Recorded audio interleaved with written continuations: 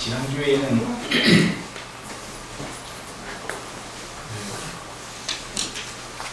불교가 무엇인지에 대해서 잠깐 그 불교를 형상화한 뼈대만 말씀드렸습니다. 오늘 한 5분간 잠깐 접속을 하고요. 그리고 이제 조금 더 한 발 더 들어가서 불교의 뼈대는 알았으니까 그 뼈대 속에 내가 들어가서 어떻게 치장을 할 것인가 증거를 오늘 할 겁니다. 그리고 적당한 비를 피하고 바람을 피할 수 있을 만큼 이제 형상화가 이루어지면 그 속에서 내가 무엇을 할 것인가, 그게 제가 이 자리에 앉은 목적이 되겠습니다. 다시 말하면 3일째쯤에는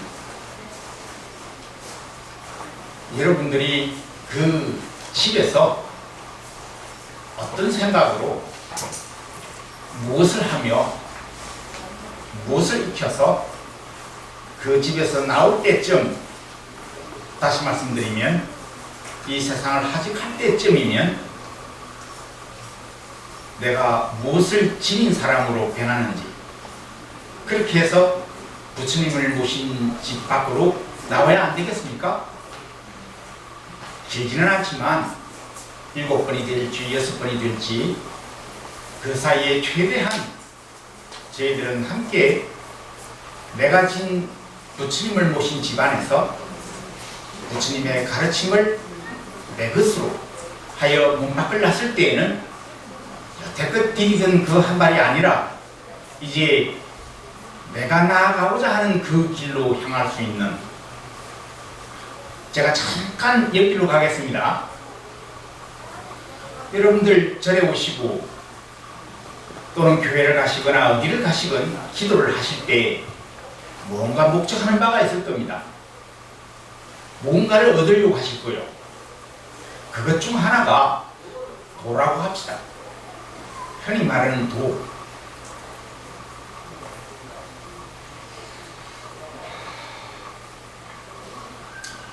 수없이 많은 성현이 계셨는데 이것이 도리라고 하시는 사람, 그런 분은 없어요. 그런데 도에 관한 말씀을 많이 하셨습니다. 그 성현의 대열에 끼지는 못하지만 제가 도에 관해서 한 말씀 드리겠습니다. 도는 여러분들이 그렇게 추구하고자 하는 그 도는 다른 성현들은 그건 아니야, 이것도 아니야 라고 하는 그러한 아니야가 아니고, 저는 그래 긍정적인 답을 드리겠습니다. 두 가지의 답변이 있는데, 부정적으로 진리에 다가가는 법이 있습니다. 그걸 불교에서는 백비, 그건 아니야, 아닌 것도 아니고 아닌 것도 아니라는 것에 집착할까봐 아닌 것도 아니라는 그것도 아니다, 다시 말하면 100번을 아니다 아니다 아니다라며 진리에 접근하도록 하는 것이 불교적 방법입니다. 진리에 다가가는. 그러면 오늘날 그렇게 하면 여러분들 10번 더 하기 전에 지쳐서 떠납니다. 이 시대에는 분기가 약해서 100번이 아닌 10번, 어쩌면 한두 번쯤 아니 그거 말고 그것도 아닌데 한 관도라고 떠나버릴 겁니다. 근기가 약해요 요즘. 그래서 승철 스님이 삼천기도 하라, 어떤 분들은 문 밖에서 쫓아내기도 하고 근기 시험했었습니다. 그런데 거기에 못 이겨요 대부분이. 저는 긍정적인 답을 한번 드려보겠습니다. 육신이 하고자 하는 것을 여러분들이 되게 많이 바랍니다. 조금 연세 드신 분은 거울을 10번만 봐도 될 걸 11대번에서 나중에는 20번도 더 보고 하여 기어있는 어제 보이지 않았던 주름을 하나 더 찾아냅니다. 기어이는 어제 느끼지 못했던 몸의 무거움 찾아냅니다. 그렇게 해서 바라는 건 안 넣고 싶다, 안 아프고 싶다, 내 자식은 남보다는 잘 되었으면 좋겠다, 내 집은 내 친구 집보다 비쌌으면 좋겠다, 값이 더 올랐으면 좋겠고, 전부 가만히 보면은 내가 바라는 건 5감, 6감 하는 우리의 센스, 즉 여러분들이 가장 즐거워하는, 뭔가 느끼고 싶어하는 육신에서 느껴지는 것들, 이런 것들을 원합니다.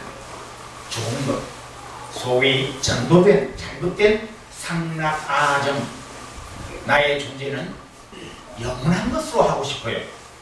전도된 거 영원하지 않은데도 불구하고 영원하고 싶은 거예요. 나의 명예, 나의 가족, 나의 집, 나의 것, 모든 것, 나라는 것이 주체가 된 거기에는 영원했으면 좋겠어요. 그리고 고통 없는 삶, 내가 하는 모든 것들은 즐거웠으면 좋겠어요. 그래, 어찌됐건 전도된, 잘못된, 거꾸로 된 상락아정을 바랍니다.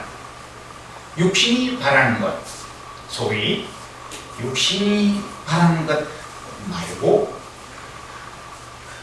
도랑 머리 숫자 한자 파자를 해봅시다. 머리수, 이 머리가 책받침의 개념은 나아간다는 뜻입니다. 내 육신이 하고자 하는 곳으로 나아가는 것이 아니라 내 머리가 나아가고자 하는 곳으로, 철저히 이승으로서 세상을 돌아봤을 때 이건 아니야 라는 그곳으로 가는 겁니다. 이제 쉽죠? 알려드렸습니다. 무성현들이 이건 아니야, 도는 그건 아니야, 아니야라고는 하셨지만 저는 이거야 라고 말씀드리는 겁니다. 도는 머리가 나아가고자 하는 것. 냉철한 이승이 비판해서 세상을 바라본 그 힘, 육신은 따라가기 힘들되 그쪽으로 나아가라고 합니다. 머리는 파우스트가 영혼을 팔아먹고 쓰는 기의 메피스토, 악령으로 내 마음속에서 착한 짓을 하려고 하니 육신에 습이 들은 놈이 그거 힘들고 왜 그렇게 하지? 살짝 건드립니다. 수행을 못한 사람은 기어이는 그 양심을 팔고서는 그쪽으로 가버려요. 영혼을 팔아먹습니다. 도는 냉철히 비판했던 그 의식세계로 나아가는 겁니다. 우르르 촛불 드니까 함께 나아가서 무엇 때문에 촛불 든지도 모르고 함께 했던 그런 의식 말고요. 내가 왜 이 자리에 섰지? 내가 왜 부처님의 법당 안에 들어왔지? 내가 왜 그 속에서 이와 같은 것들을 해서 나갈 때에는 기어이 머리가 나아갈 수 있는, 이제 말하자면 한 발을 뛰더라도 습이, 육신이 하자는 습이 아니라 내 머리에서 요만큼이라도 깨달은 세계, 의식세계, 기본적으로 맞디 말았던 그 식의 세계, 그 식의 세계가 현실 세계 속에서 거기로 나아가라는 겁니다. 이게 돕니다. 여러분들 혹시 제가 드린 프린트물 좀 읽어보셨습니까? 이제 본론으로 들어갑니다. 제가 이 타이프를 치기는 했습니다만 이 오차가 많고 이 철자법이 틀린 게 많이 있을 겁니다. 우리의 주된 목적은 철자법 찾아내는 것이 아니라 잘못된 철자법 속에 감추어져 있는 신면목을 보자는 겁니다. 그러니까 거기에 있어서는 용서하시고요. 여러분 혹시 신문이나 내지는 이 방송으로 많이 보셨을 텐데, 첫째, 시험 때쯤 입학 시험 때쯤 되면은 기도를 많이 하십니다. 시험이 끝나면 또 반드시 나타나는 기사가 있습니다. 1등 하는 사람 인터뷰해요. 또 아주 신기하게 입학한 사람들 인터뷰합니다. 80이 되어서 대학 입학했다, 뭐 이런 케이스. 12살에 서울대를 들어갔다. 아니, 흔히 S대라고 그러더라고요. 서울대라고 하면 대놓고 자랑한다고. 그리고 서울의 모 S대학에 들어갔다. 그러면 더 궁금해가지고 찾아대요. 요즘 사람들이 그렇게 영악해졌습니다. 그런데 1등한 사람들이 보편적인 답변이 뭔지 아십니까? 제가 그걸 듣고서 맞아, 이게 불교예요 라고 오늘 제가 거기서 시작할 겁니다. 약 1시간 내지 1시간 10분쯤 하고요. 여러분들이 지니고 있는 의문이 있으면 듣고 답변하는 시간을 조금 가지고요. 오늘은 그 학생들이 천편일률적으로 하는 말이 있습니다. 또 질문하는 사람들도 천편일률적으로 묻습니다. 공부를 어떻게 했네요. 혹시 이제 여기 계신 분은 자제분이 대학 가야 할 만한 그런 분이 계신지 모르겠습니다만, 행여 그런 자제분이 있다면 도움이 되는지 모르겠습니다. 천편일률적으로 공부를 어떻게 했나, 그 공부 방법을 좀 알려주면 안 되겠냐 했더니, 제가 지금까지 들었던 인터뷰 내용은 학습 잘하고요. 저는 한 번도, 아직 단 한 번도 학원 다녀본 적 없습니다. 개인 교수요? 아니요. 그게 왜 필요한지도 모른다는 거예요. 아니, 그런 답변 말고 식상하게, 이제 그런 답변이 식상하대요. 이게 진리인데 식상하대요. 묘한 어떤 묘법을 알려달라는 거예요. 여러분들이 묘약이 필요한 겁니다. 중독이 되었어요. 심심한 거에 중독이 되어버린 거예요. 싫어요, 이제는 그런 게. 짜릿한 게 자극적인 거. 여러분들, 습을 그렇게 드린 겁니다. 제가 습이라는 말을 지금 1차례 했습니다. 습관. 그거 잘 기억해 두시면 좋겠습니다. 나는 도대체 어떤 습을 지닌 사람인가 물을 거니까요. 대동소이하게 비슷하게 생겼습니다. 특히 외국인이 우리를 볼 때는 전부 까만거려요. 공중에서 보면 사람들이 많이 모였는데 새카매, 위에서 보니까. 요즘 젊은이들 몇 사람은 노랗게 물들어요. 모이는 자리에는 관심 없습니다, 걔들은. 그래서 다 새카매요. 그런데 정녕 정말 새카말까요? 하나일까요? 여러분들 마음속도 여러분의 익힌 그 습은 어떤 모습일까요? 그런 천편일률적인 답 말고 아주 공식적인, 그야말로 우등생적인 답변 말고 너만이 갖고 있는 1등 할 수밖에 없는 뭔가 비법이 있을 것 아니오? 라고 묻습니다. 그런데 한 가지 쯤은 이야기했습니다. 예습을 많이 해요. 복습과 예습을 많이 한대. 학교 선생님 말씀 잘 듣고. 그거 왜 한 게 없어요, 실제로. 잠은 몇 시간 잔다 이런 거 없냐고. 아니요. 저는 졸리면 무조건 자요. 나보다도 더 공부를 안 했어요.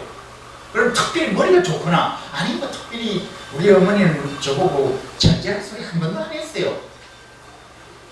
우리 아이는 머리는 천재인데 공부를 안 해서 머리는 천재고 공부도 많이 했는데 그날 운이 안 좋아가지고 전부 이런 식으로 뭔가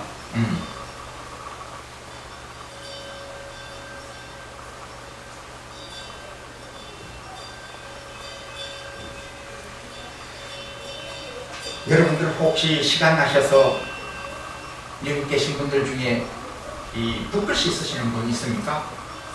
제일 먼저 붓글씨 쓸 때 스승이 이런 이야기 하실 겁니다.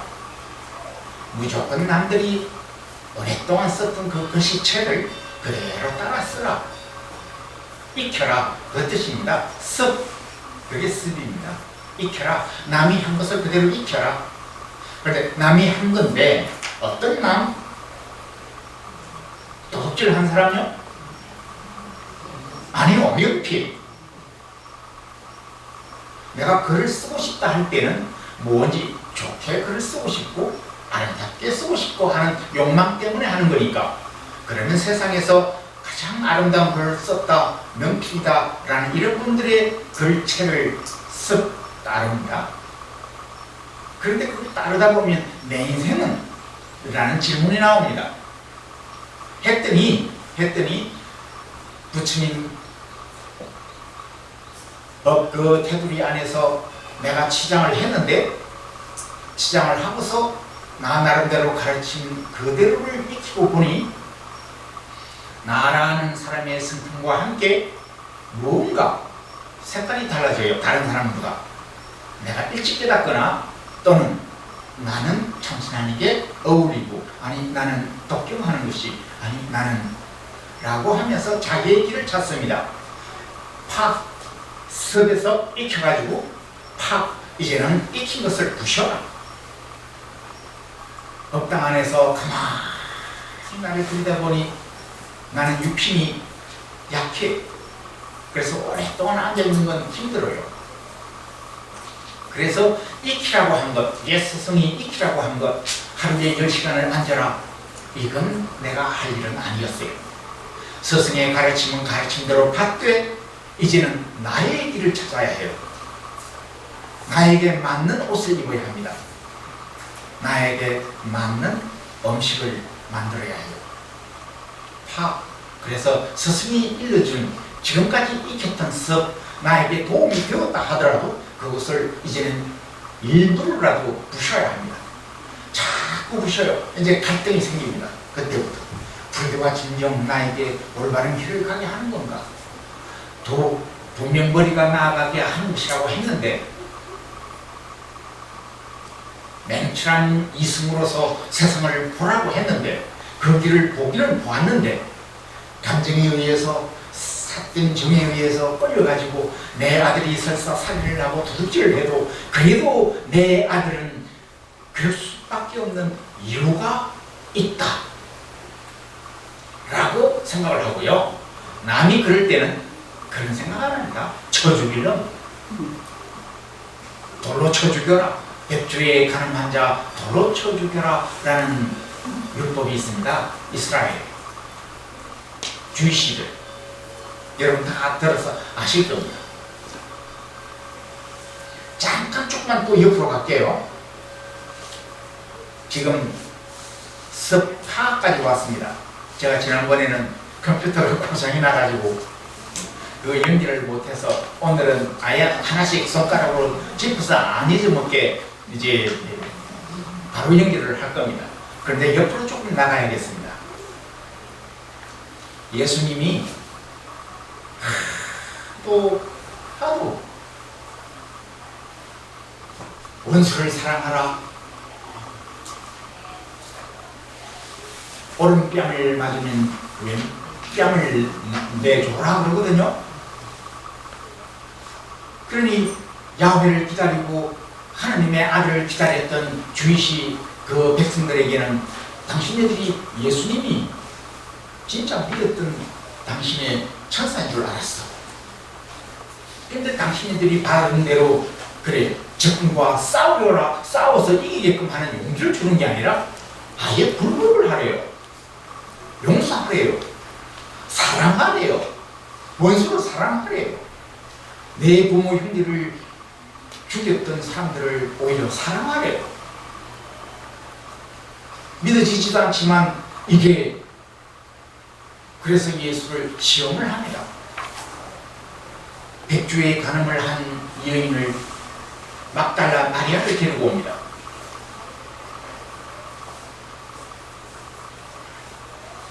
당시 곧 참여였다는 이야기도 있고요. 어찌됐든 그게 중요한 건 아닙니다. 율법에 백주의 간음한 자 돌로 쳐 죽이라고 했는데, 그러면 이 여인을 당신은 용서하겠습니까? 이 나쁜 짓을 했는데 이런 여인도 용서해야 합니까? 했더니 당시의 성현들이 그래 너 짚고 다니던 지팡이가 있습니다. 큰 스님들, 노스님들 또 법상에서 법문을 할 때도 되게 미묘하게 생긴 나무를 이렇게 이제 어찌보면 그게 무슨 힘인지는 저는 모릅니다. 이런 거 있잖아요. 왜 이렇게 예수님도 그거 양모리 하는데 쓰는 거예요. 그럼 이렇게 생긴 이유가 아십니까?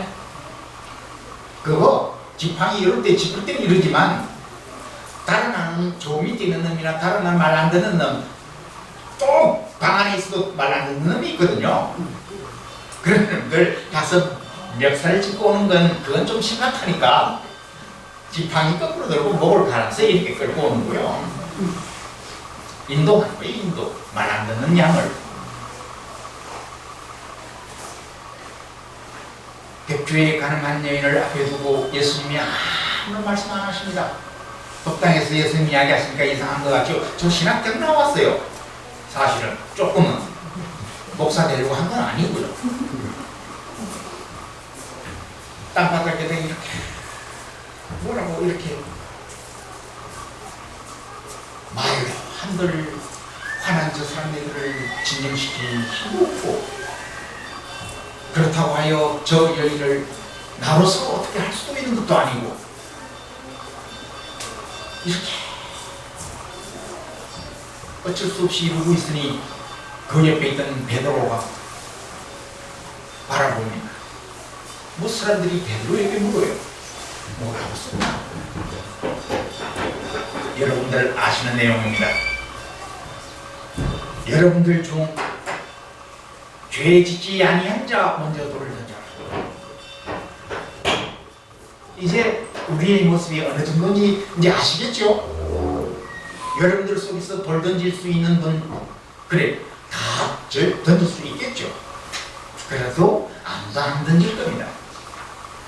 자기보살은 그걸 우리는 자기보살이라고 부릅니다. 그렇게 말하자면 내가 익힌 것을 부실 때 고통스럽습니다. 익힌 걸 부정해야 하니까, 나 자신을 부정해야 하니까, 나 스스로 내가 누군지를 모르니까. 지금까지는 익히라는 대로 익혀왔을 뿐이에요.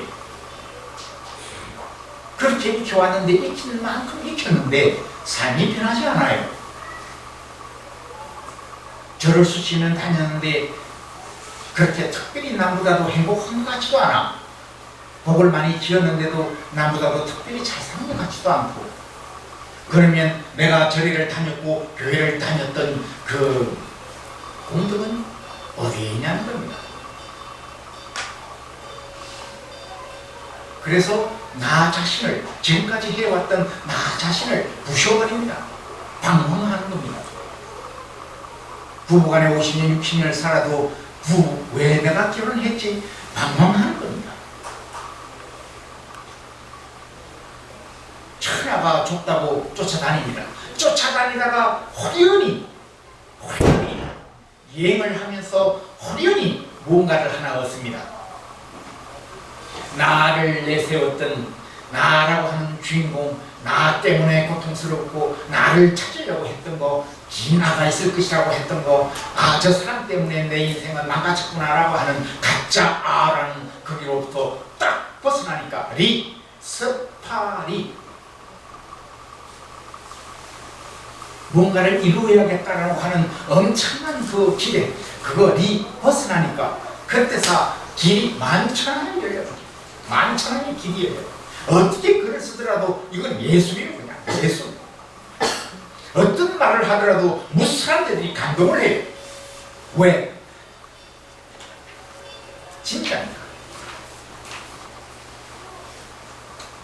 언젠가는, 오늘은 아닙니다. 이거 제가 기록을 해놔야 되는데, 이 말씀은 꼭 드려야 하는데, 우리 불교에서 또는 도교에서만 또는 타 종교에서만 수행하는 법이 있는 거 아닙니다.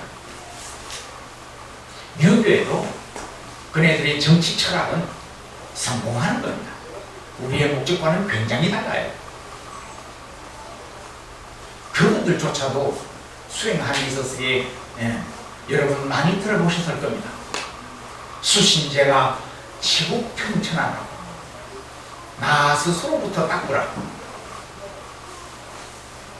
그래야 집안이 평안하고 나라가 질서 잡힌다는 겁니다. 그런데 그 전에 무엇부터 하라고 하느냐면요, 격물치지. 어떤 사람 격할 격자, 나무 목배에 칠판이 있어야 하는, 제 스타일은 칠판이 필요합니다. 어쨌든 아시는 분은 썼다가 모르시는 분이 모르면 공짜로 가르쳐 드리세요. 돈 받지 말고 공짜로 가르쳐줘야 합니다. 나무 목변에 각자 할 때 맞습니다. 맞는 것 같기도 하고. 경물치지, 어떤 한 사물을 딱 대해서 이 사물의 청명은 무엇이냐는 겁니다. 이 사물이 내가 함부로 할 수 있는 어떤 사물이건 이 존재하는 세상에 존재하는 것은 내가 함부로 해서 될 어떤 물건도 없습니다. 대등하게 내가 이 물건이 필요할 때는 반드시 이 한 물건의 생명을 취하고 있다고 하는 엄중한 마음으로 경물, 그렇게 해서 알라, 이 사물의 천명을 알라. 그런데 도둑놈이 어떤 사물을 보았습니다. 열쇠를 보았습니다. 자물쇠를. 어떻게 하면 열릴까? 끝까지 추궁했다 칩시다. 그렇게 해서 자기 스스로 주문만 외우면 자물쇠가 열리는 어떤 법을 알았다 칩시다. 그건 치지인데 아는 극에 달았습니다.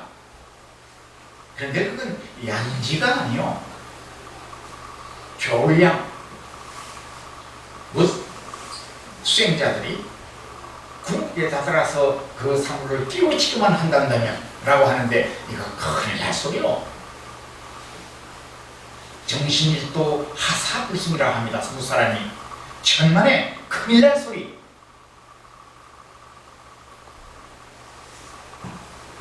스탈린은 정신일도하여 하사불승을 하는데 200만의 사람의 생명을 죽여버립니다. 나폴레옹은 얼마나 죽겠습니까? 그네들은 목적하는 바 하사불승이라고 했던, 이루었던 그네들의 목적은 어디에 있습니까? 옛말이라고 해서 기의 그대로 받아들이면 큰일 난다는 이야기입니다. 이게 불교입니다. 냉철한 미성으로 세상을 제대로 보아라, 깨우쳐라. 뭐 때문에 그걸 깨우쳐야 하느냐? 삼각형 이야기 들었죠? 깨우친 자 있으신데 형태는 없지만 가르침이 있고, 형체가 없는 그 가르침이 형상화하는 게 문화. 불법성. 승의 개념은 승려가 아닙니다. 많은 부자들이 불법성을 승려 집단으로만 생각합니다. 아니, 그건 가르침, 붓다의 가르침, 스승의 가르침, 그 시대 사명을 띈, 즉 조선시대의 임진왜란이 쳐들어왔을 때에는 사명대사, 스산대사 같은 이의 가르침, 그 가르침이 시대를 구했습니다. 우리 민족을 구했고요. 그때의 가르침의 형상은 의병, 성병. 그래서 오늘날 우리가 이런 자리에서 공부를 할 수 있게 된 겁니다. 그렇게 불교는 삼각형이라고 하는 오물로 되어 있는데 부처님의 가르침이 있고 그 가르침 깨우친 자가 있고 그 가르침이 있습니다. 가르침은 형상을 없으되 그 형상을 실천하는 자들이 후대를 위하여 형상화 시켜놓은 것, 법당도 그렇고 이와 같이 절을 짓는 것도 그렇고 절을 짓때 편리하게 쓸 수 있도록 아니 법당 안에 그냥 뭐 부엌도 만들어 놓지 뭐 아니 법당 안에 뭐 그냥 화장실도 있는 게 안 좋을까? 이런 식의 문화 말고요. 대대로 물려주되 한 점 부끄럼이 없는 그런 문화. 그걸 물려주는 거, 그거 만들어내는 게 그래서 그게 보물이요. 가르침의 형상화된 것.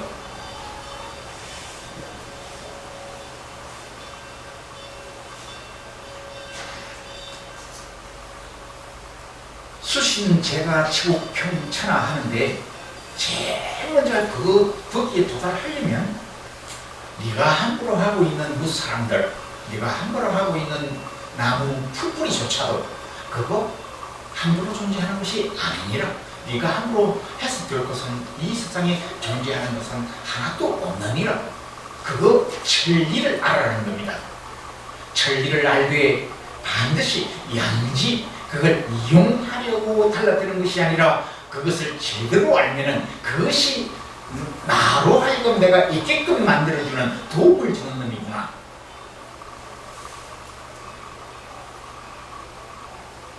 그리하여 성심, 정심, 발정, 즉 그 지식으로 사물을 바라보고서 깨우친 힘으로 마음을 올바로 쓰라. 올바르게만 쓰면 이건 법치주의자가 돼요. 언젠가 기회가 있으면 여러분과 인연이 깊으면 한비자에 관한 이야기도 해드려야 합니다만 너무 옆으로 가버리면 본론이니까 이제 사라져버리니까. 법치주의는 법을 중심으로 하다 보니까 사람을 망쳐요. 그래서 성심,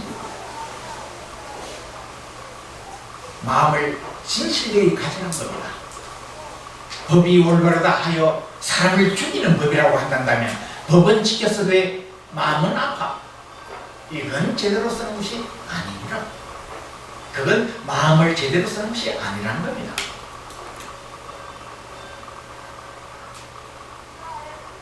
그렇게 하여 내 이 마음을 다스린다면 경물해서 치지 한 사물의 궁극적인 그 모습을 안다면은 그러고는 이제 내 스스로 마음을 올바로 가져야 합니다. 어떤 사물을 보더라도 남의 것이면 거기에 바른 마음으로 그것을 대해야 하는데 내 것으로 했으면 하나님이 이건 이제 정심이 안 되는 거예요. 그만큼 어렵습니다. 사물을 보고서 어떻게 욕심을 안 냅니까? 기가 차죠. 그래서 수행하는 거고요. 이제 그대로 제대로 보기는 왔는데 그럴 힘도 생겼는데요. 이제는 그 힘대로 세상을 그대로 질 수 있게 만들려고 하니 이 가슴이 아파. 이제는 이 가슴이 견뎌내지를 못해.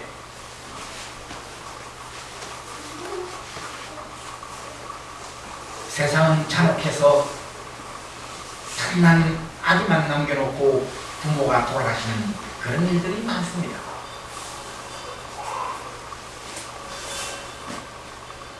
법에 율사들이 이야기에 즉 가늠하여 놓은 아이면은 우리 사회에서 그걸 어떻게 해야 합니까?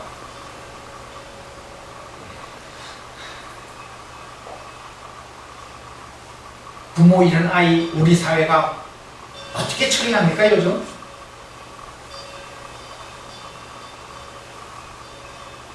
시술이 요즘 꽤 괜찮다고는 합니다만 시술에 보내버려요. 보아원으로 보내버리고 내가 어떻게 하겠다는 것이 아니고 저 멀리서 나온 자식은 내 남편의 자식이 데리고 들어온 날부터 집안이 완전히 쑥대밭이 돼버려요. 성심, 그 마음을 어떻게 할 것이냐는 겁니다. 성심 이해 가시지요? 그 아이가 누구의 자식이고 내 자식이 아니다가 아니라 어린 아이에게 베풀어야 할 인간의 마음, 진실된 마음, 도움이 필요한 아이에게 무엇을 해야 하는가 어른으로서 하는 마음, 이게 성심입니다. 그게 갖추어져야 그때부터 이제 육신이 어떤 상태에 놓이더라도 설사 나 스스로가 간흥에 몰려가지고서 역적으로 몰리더라도 나이 한 놈은 칼이 들어오더라도 몸에 움직이지 아니할 수 있는 이런 수신 그 뜻입니다. 너희들도 그렇게 아주 지독한 수행법이 있습니다. 우리만 있는 게 아니에요. 그래서 타 종교 또는 타 가르침에서도 어마어마한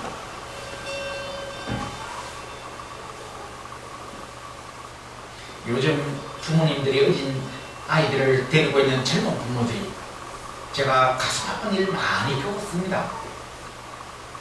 저는 자식이 없으되 남의 자식이 가슴 아픈 일을 보면 더 가슴 아파요. 부모들이 커피집에서 커피 마시느라고 자기네들끼리 못한 이야기 하느라고 정신이 없습니다. 그런데 옆에 이제 근근히 말하고 있는 아이가 엄마 불러. 한번 쳐다봅니다. 아무렇지도 않았던 일로 엄마를 자꾸 불러 귀찮게 한다는 거예요. 그런데 속으로 귀찮다. 또 제잘 그리고 이야기합니다. 이 아이가 왜 불렀는지 관심도 없어요.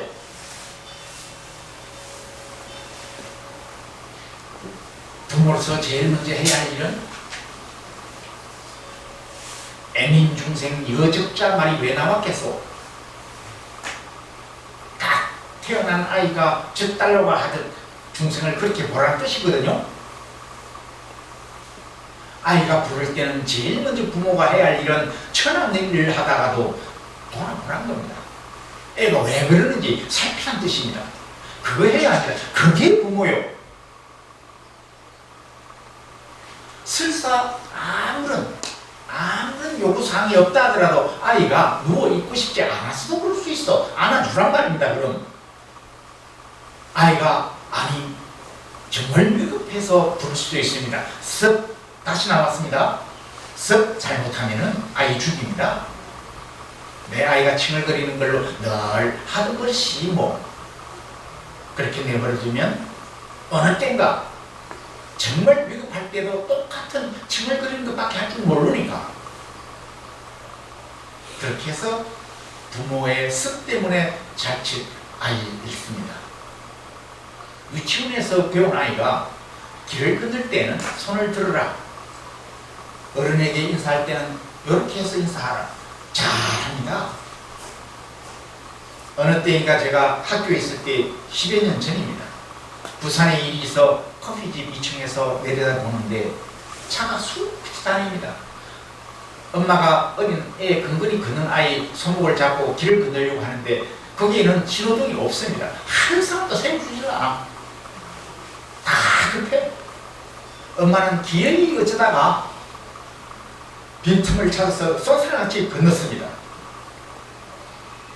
아이가 손을 들고 엄마 손을 놓쳤으니까 엄마 이러는데 위에서 내려다 보니까 이게 아니기로 하냐.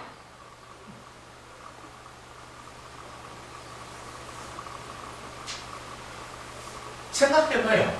애가 건널 수나 있겠습니까? 손을 들고 나 건너게 해주소서 이렇게 하는데 한 명도 멈칫하질 않아요. 이게 여러분들의 마음입니다. 바쁘게. 나도 바쁘다는 거예요. 살기 위해서 몸부림쳐야 한대. 저쪽에서 엄마가 자꾸 그냥 건너오래.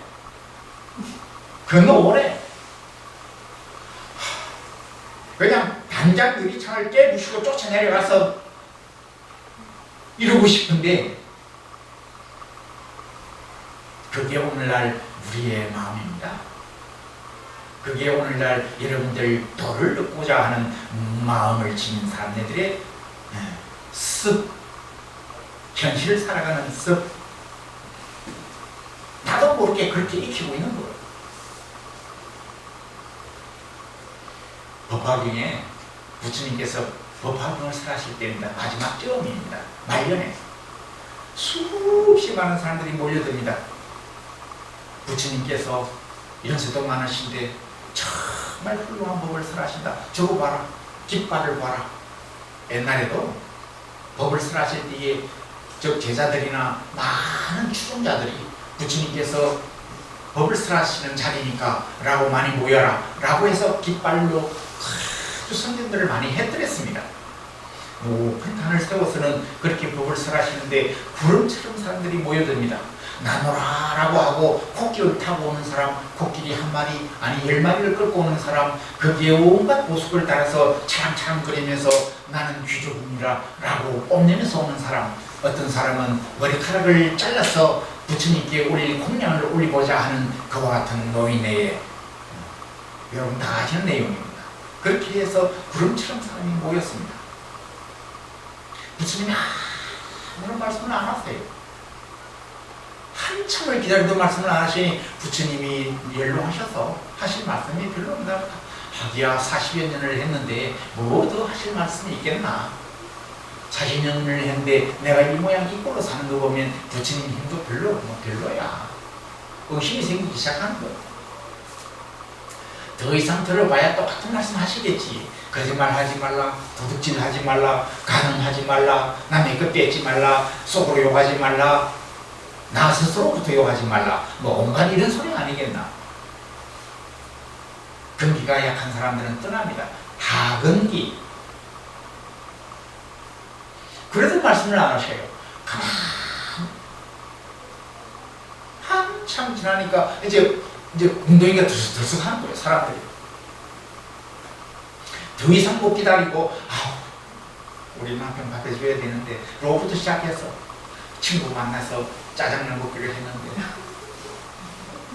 누구를 만나서 뭘 하기로 했는데, 집 계약하기로 했는데, 뭔가 생각이 다 들어가는 거예요. 그래서 슬쩍 다른 볼 일이 있다는 것 때문에 일어납니다. 그래서 또 반쪽 사라질 거예요. 중근기.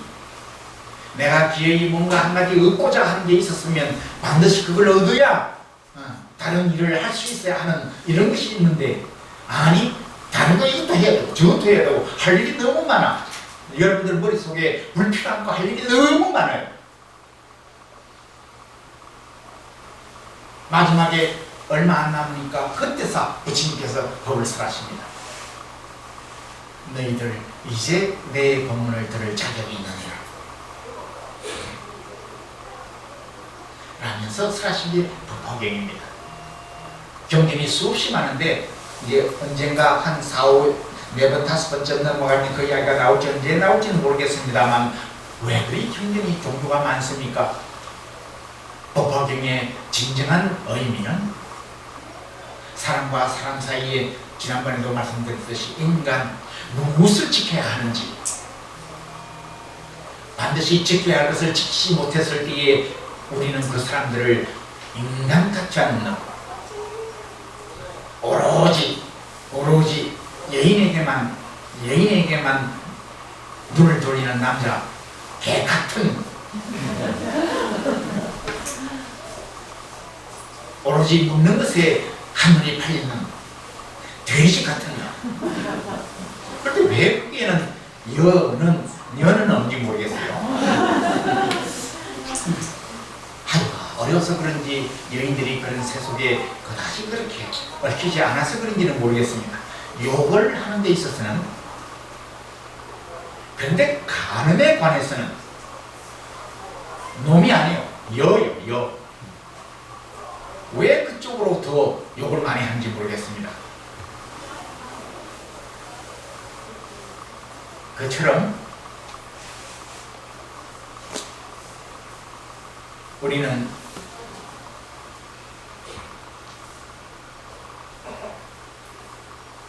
근기에 따라서 어떤 법회를 그 법문을 들으면 때로는 불필요한 이야기도 있고 때로는 내가 아는 이야기도 있고 그런데 기어이 삼근기가 이것이다 라고 하는 것 하나를 얻는 것은 일생에 한 번 있으면 돼요. 일생에 한 번. 그러면 나를 지탱해요. 그 법이. 매일같이 자극적이고 매일같이 오늘 보람되었다. 여러분들은 이 자리에 앉아있는 것만으로 무사람에게 등불이 되고 있습니다. 1등주란 말이 있어요. 제가 이건 옆으로 살짝 넘어가겠습니다. 공짜입니다. 이것도 1등조 하나의 등인데 햇불처럼 환한 것이 아니라 저기 틈에 있는 아주 모서리에 모서리를 비추고 있는 비출조 부수고 모서리고 한 등불이 있어도에 저 모서리에 있어. 그 모서리를 살짝 비춰줘요. 여러분들은 얻는 것이 끊었건 자기 스스로의 몸을 불태우되 그 주변만큼만이라도 밝게 만들겠다라는 그 촛불의 사명 꼭 해야 하는, 촛불은 불이 켜졌을 때 꼭 해야 하는 것은 주변을 밝히는 겁니다. 여러분들의 존재하는 그 위치에서 주변을 밝히는 겁니다. 내가 얻을 것이 아니라 잃더라도 나 스스로를 잃어버리더라 할 것이 분명히 있습니다. 자, 습관. 나에게로 돌아갑시다. 법화경에 있어서의 부처님 말씀을 들었던 그 법화경, 그건 실질적으로 인간과 인간 사이에 즉 인생론, 인간론, 사회론, 부다의 가르침 속에 사람은 어떻게 살아야 하고 나는 어떤 식으로 즉 부처님의 가르침 많은 것 속에 법화경은 인간론, 사회론, 사회학입니다. 불교의 사회학. 이제 습으로 돌아갑시다. 나 자신에게로 돌아가 봅시다. 인생은 지난번에는 비극에 관한 이야기 드렸습니다. 내가 왜 이렇게 비극적인가? 내 인생은 왜 이렇게 앞날이 깜깜한가? 라고 했던 그 비극적인 삶. 인생의 비극은 비교로부터 온 것이다. 철저하게 다시 말하면 100% 비극적인 일은 없습니다. 비교하니까 내가 불쌍해.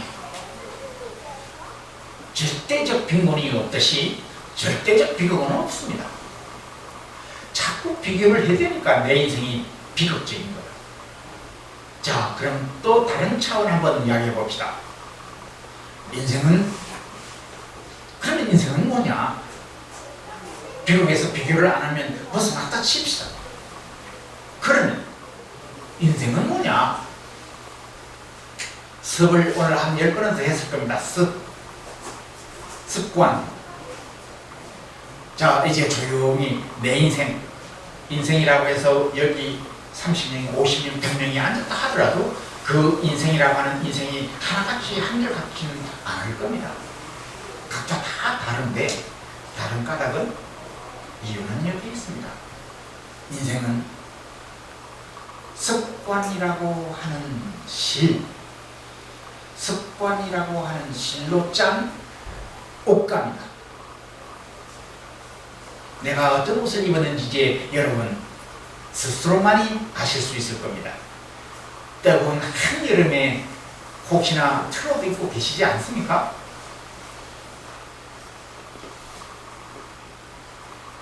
밍크 옷 입고 계시는 건 아닙니까?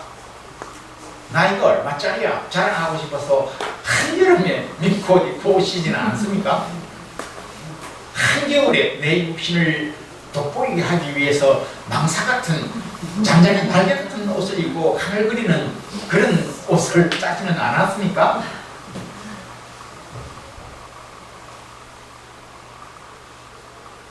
이제 내가 어떤 인생인지, 내가 입고 있는 옷, 여러분들 입고 있는 그 옷은 피부를 보호하고 햇빛을 보호하고 추위를 막고 더위를 막고 갖가지 그와 같은 그 육신을 보호하기 위한 것이고요. 제가 말씀드린 이 옷은 여러분들의 마음이 뒤집어 쓰고 있는 옷, 의식 세계가 뒤집어 쓰고 있는 옷, 의식 속에. 그래서 여러분들 이 텍스트에는 들어있지 않습니다만 그 이후에 제가 써놓은 글에 이런 글이 있습니다. 고라만 교도들이 하도 사람 차를 하니까 부처님이 이런 말씀하십니다. 천민은 태어나면서부터 천민은 없다. 귀족 또한 태어나면서부터 귀족은 없다. 천민은 행위에서부터 일어나는 것이요, 귀족 또한 행위에서 일어나는 것이니라. 그래요. 부처님의 가르침을 따르면 이제 그 습은 습이 돼 무엇을 어떻게 고치란 것인가, 습 이제 익히는 것부터 부처님의 가르침을 듣고서 지금까지 내 개인적으로 익힌 습 말고 부처님이 가르쳐준 그 습, 습자 할 때 여러분들이 명필의 그 습, 명필을 따라 써던 그 습, 그거 익혔듯이 부처님 가르침대로 이제는 이행을 해야 합니다. 그걸 내 습관으로 만들어야 돼요. 지금까지 내가 멋대로 살아왔던 그 습관 말고요. 그게 부자의 첫걸음입니다. 그걸 그렇게 하다 보면 그걸 깨부수고 싶어 하는 그런 지혜가 생겨납니다. 아무리 내가 해도 부처님 가르친 그것이 이게 전부는 아닐 텐데 여유가 생깁니다. 그러면 내 스스로가 깨부수는 날이 옵니다. 참선하시는 스님들이 가장 많이 하는 짓이죠. 부처도 없다. 사실은 부처가 어딨냐? 살불 살쪽 조사가 어딨냐? 나를 가르쳐주는 조사 아니요. 그 조사도 이제 죽이라는 말이지만 저 깨부셔라는 것입니다. 그걸 깨부셔야 처음으로 힘이 납니다. 내가 어떤 상태를 만났을 때 그 상태에서 그것을 제어할 수 있고 도와줄 수 있는, 해결할 수 있는 힘이 생겨납니다. 이게 지혜입니다. 힘이 생겨납니다. 어떤 상황에서 그걸 이겨낼 수 있는 힘이 생겨납니다. 자기도 모르게 생겨납니다. 엄청난 힘입니다.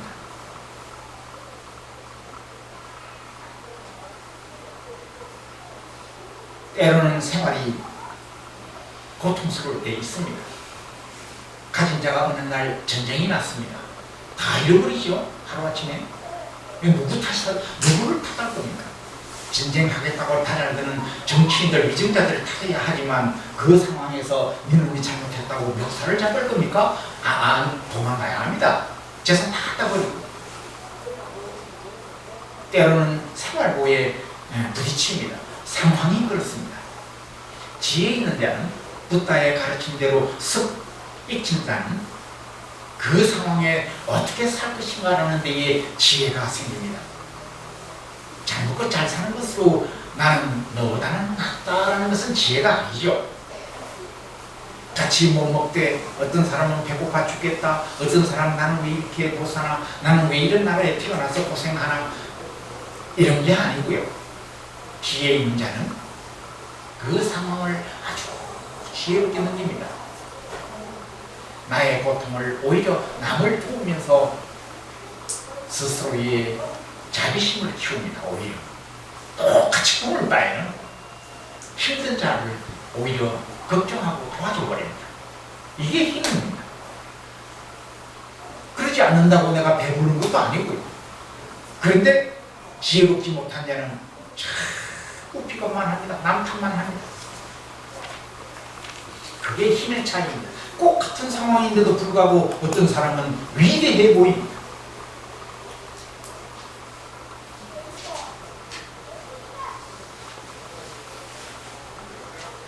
지혜가 생기면 어떤 상황 속에서도 자기 스스로를 지킬 수가 있습니다. 이게 지혜입니다. 그게 힘입니다.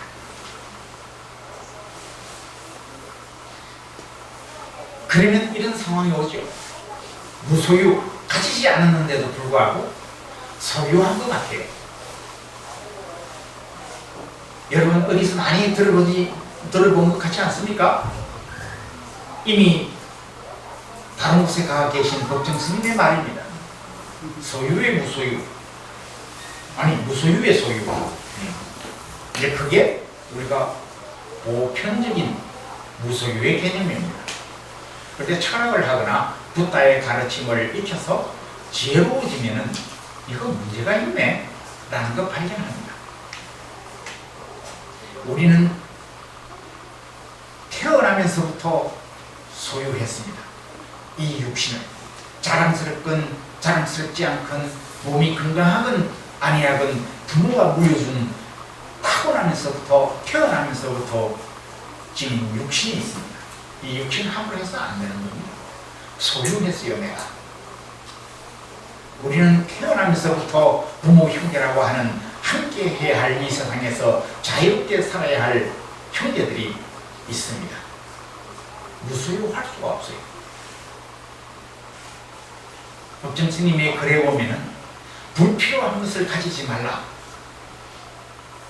무소유의 개념에 불필요한 욕망, 욕심 근본으로 해서 욕심을 근본으로 해서 막무가내로 뭐든지 가지려고 달라드는, 충분히 있는데도 불구하고 더 가지려고 달라드는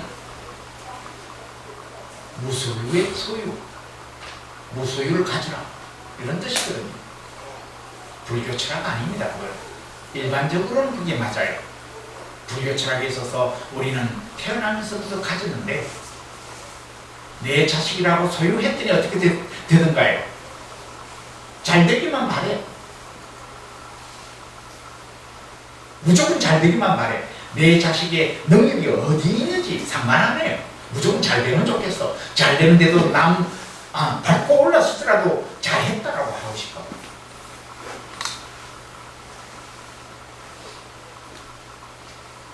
불교의 진정한 무소유의 개념은 소유의 무소유입니다. 소유하되 그 어떤 것에도 집착하지 말라.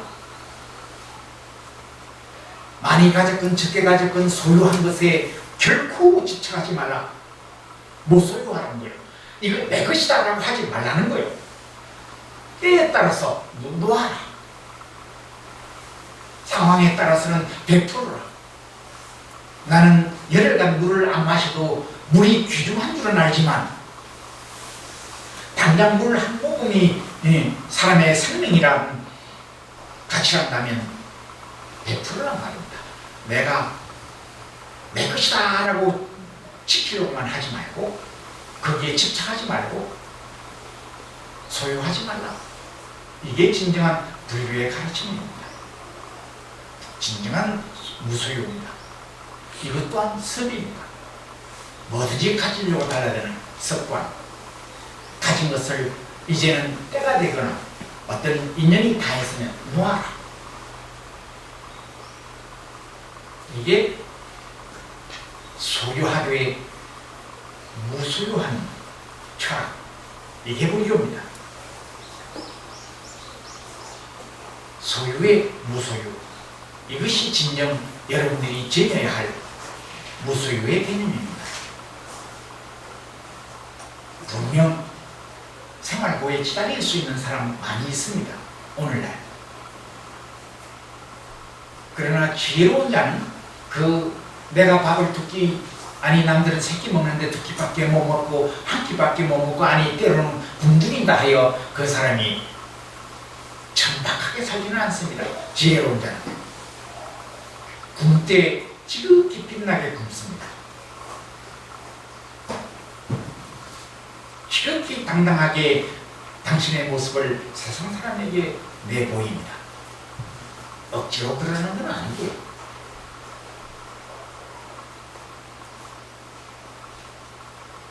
해서 오늘 결론 내리겠습니다. 습관적으로 절에 다니시는 분, 즉 소원을 빕니다. 이제 오늘부터 절에 다닐 때의 습, 이제 부처님의 가르침 속에서 이것이 길이다라고 했다면 냉철한 믿음으로서 부처님의 가르침을 받았고, 이제는 기어이는 나의 습을, 나의 인생을 지금까지 내디디던 그 발자국의 그 습관은 복을 받겠다는 것이 아니라 이제 이 이승의 가르침대로 한 발 내디디는 습을 시작하는 겁니다. 이거 반드시 해야, 기어이 수행을 해야. 그래서 불교에 있어서는 깨달음에 종교라고 말씀을 드린 이유가 그게 있고요. 세계 4대 성인이 있습니다. 이제 10분 더 남았습니다. 5분, 10분. 4대 성인이 있습니다.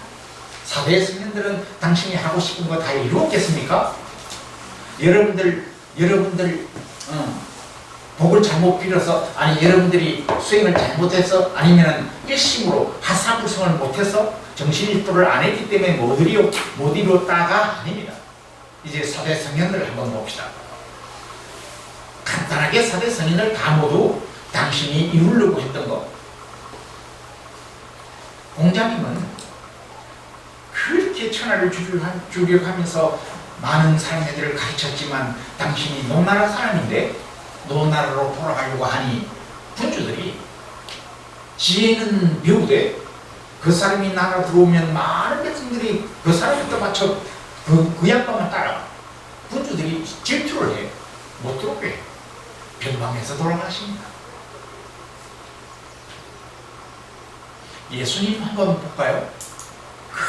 그렇게 왼뺨인지 오른뺨인지까지 다 내놨는데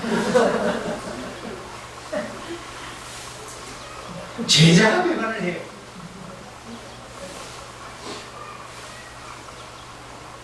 머리에 가시관을 그냥 얹은 게 아니에요. 확 눌렀어. 그러니 어떻게 됐겠어? 꽂혔지 이마에. 피를 철철 흘리고 그래 십자가에 못 박히는 이런 어마어마한 고통을 당하는 당신이 이루고자 하는 거 하나도 못 이뤘어. 단 하나도 못 이뤘어요. 이루고자 하는 것을. 그러나 어마어마한 가르침을 내렸죠. 무엇 인간이 이루어야만이 하는 가르침, 하나도 버릴 것이 없는 가르침. 소크라테스는 또 어땠는데요? 심지어는 악취까지 만났습니다. 죄송합니다. 소크라테스가 예인이 아니었어. 예인이었으면 악남이라고 했어야 맞는 말인데 가정사회도 불행했습니다. 하물며 그 위증자들 때문에 당신은 당신의 세계를 펼치지도 못하고 아테네 광장에서 반면은 다 주는 밥 먹고 배가 불러서 돼지처럼 잠만 자는 아테네 시민들에게 째어나게끔 부르짖는 그 아픔을 평생을 했습니다. 그러다가 감옥에서 죽고요. 부처님, 당신 사촌 대받았다가 당신을 죽이려고 합니다. 어찌하여 당신을 깨우쳤는데 당신 그 사촌 한 사람을 깨우치지 못하게 하느냐 말입니다. 이제 여러분들로 돌아갑시다. 내가 절에를 수십 년 다녔는데 내가 원하는 거 단판을 안 준다는 거예요.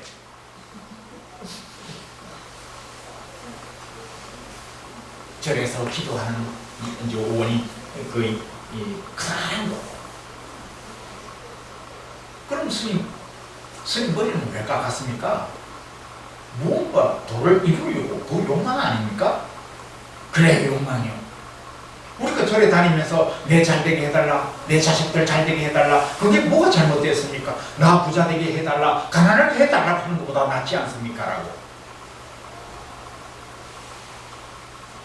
절에서 기도하는 데 있어서의 대운을 바라라, 스님들이 대운을 바라라, 대운을 바라라 말만 합니다.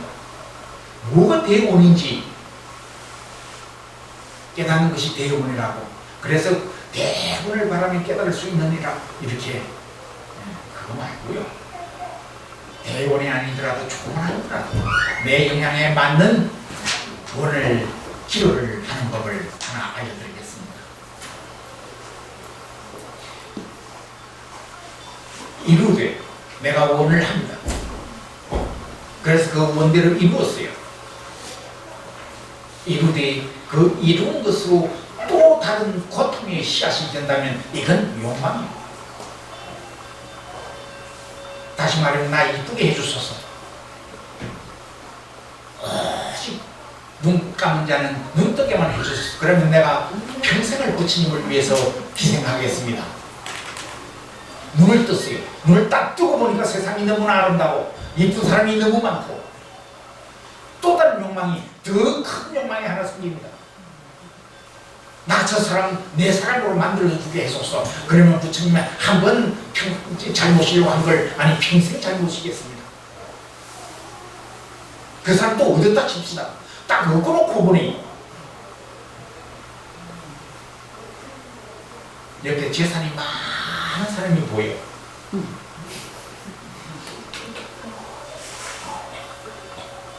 하나 이루고 나면은 그 이룬 것 때문에 또 다른 더 큰 욕망이 일어나 더 큰 욕망이 나의 삶의 그 씨앗이 된다면 이건 절대 이루게 해주소서 해서는 안 되는, 여러분들은 평생 고통 속에서 기도하는 그런 꼴이 되는 겁니다. 그럼 무엇이 진정한 무엇을 원해야 하는 겁니까? 기도할 때 무엇을 원하면서 기도를 합니까? 이제 이겁니다. 이루어서 반드시 이룬 그것 때문에 고통이 사라지는 것. 이루어서 고통이 사라지는 것. 그것을 원해야 합니다. 그런 거 많습니다. 내 이 육신 이와 같이 준 것으로 지금까지는 내 부모를 욕을 했고 지금까지는 내 스스로를 원망했습니다.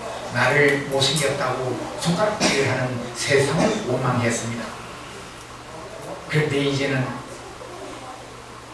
그와 같은 마음 사라지게 해주소서. 내 기어이 부처님 가르친 대로 가지지 않은 것 욕망 부리지 않겠습니다. 그거 딱 이루면 그때부터 내가 빛이 난 인생이 아니라는 걸 깨우칩니다. 고통 하나가 사라져요. 하나씩 고통 사라집니다. 그렇게 기도합니다. 오늘은 여기까지 하겠습니다. 다음에는 어리석은 진정 어리석은 기도를 하는 그 원인, 이제 부타의 가르침으로 들어갑니다. 우리는 이제 부처님의 집에 들어왔습니다. 내가 이제 치장했습니다. 안을 그 안에서 수행하는 겁니다. 이제 어떻게 하라고요? 그 어떻게 하라는 것은 다음 부터 하겠습니다.